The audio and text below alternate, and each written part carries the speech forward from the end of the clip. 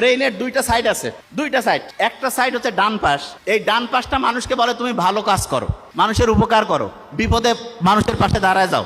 আর বাম পাশ যেটা আছে সেটা লেফট সাইড, এটা হচ্ছে কয় তুমি একটু স্বার্থপর হও, লজিক দিয়ে চিন্তা করে, কয় যে তোমার থাকলে তোমার হবে, মানসিক দিয়ে লাভ কি? এ কয় মানুষের বিপদে যায় যদি তোমার জান যায়। লেফট যেটা, রাইট সাইড লেফট সাইড দুইটাই দরকার আছে, কিন্তু চিন্তা করেন তো কোনটা মানবতার জন্য বেশি দরকার, রাইট না লেফট? রাইট। অন্যের বিপদে আগায় যাওয়া, মানুষকে হেল্প করা, এটা সবচেয়ে রাইটের কাজ। এবং দেখেন আল্লাহ যে বলছে মানুষকে আমি ডানপন্থী করে বানাইছি, ব্রেইনের দেখেন ডানপন্থী, যদিও ব্রেইনের ডান পাশটা শরীরের বাম পাশ, বাম পাশটা শরীরের ডান পাশ নিয়ন্ত্রণ করে, কিন্তু এটা ইন্টারেস্টিং। এবং দেখেন যে এই আছে এখানে কেউ কি আছেন যমজ ভাই বোন আছেন? যমজ ভাই বোন আছে কেউ?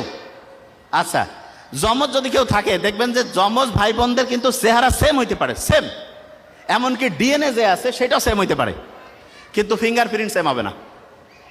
এই পৃথিবীতে আদম আলাইহিস সালাম থেকে যত মানুষ আসছে তার মধ্যে কোনো মানুষের একজনের সাথে আরেকজনের ফিঙ্গারপ্রিন্ট মিলবে না।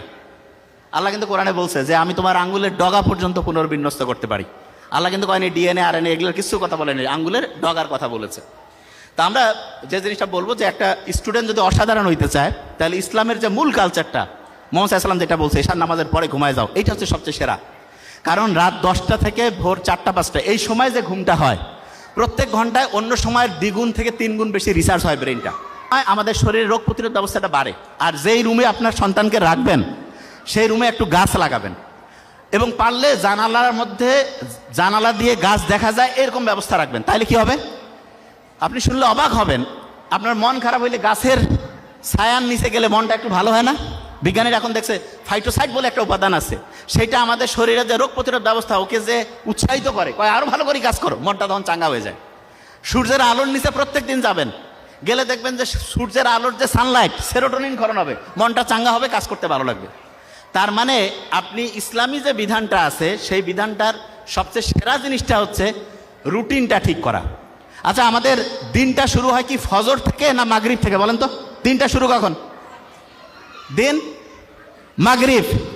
দেখেন ইসলাম যে সেরা তার শেষ উদাহরণটা দিয়ে শেষ করছি। ইসলাম যে সেরা তার প্রমাণ হচ্ছে আপনি যখন তারাবির নামাজ পড়ছিলেন, মাগরিবের ওয়াক্ত সূর্য কি হইলো, চাঁদ উঠলো, আপনি নামাজ শুরু করে দিলেন, ঠিক তো? এই যে মাগরিবের নামাজটা যে আপনি শুরু করলেন, আপনার মাগরিব থেকে দিন শুরু।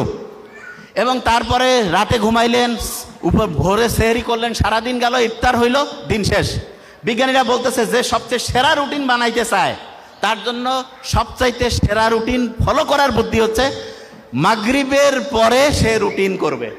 বিজ্ঞানীরা এখন